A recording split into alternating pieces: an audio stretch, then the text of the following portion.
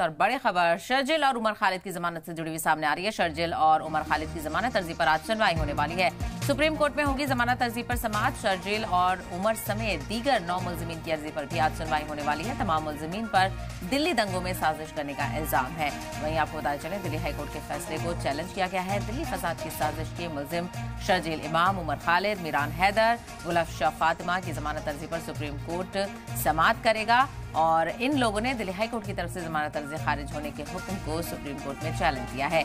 2 सितंबर को हाईकोर्ट ने उमर, शर्जिल समेत 9 मुलजिमीन की जमानत अर्जी ये कहते हुए खारिज कर दी थी कि शहरियों के एहतजाजी मुजाहरे की आड़ में तशद्दुद की इजाजत नहीं दी जा सकती। अब इस मामले को लेकर सुप्रीम कोर्ट का रुख किया गया है। ऐसे में देखना बेहद अहम होगा क्या सुप्रीम कोर्ट से कोई राहत मिलती है या नहीं। तो ऐसे में सबकी निगाहें इस सुनवाई पर बनी रहेंगी। शर्जिल और उमर की जमानत को लेकर आज सुप्रीम फैसला आ सकता है, यानी सुप्रीम कोर्ट आज इस मामले को देखेगा और देखना बेहद अहम होगा कि इस अर्जी को लेकर सुप्रीम कोर्ट की तरफ से क्या कुछ तफसीला निकलकर सामने आता है।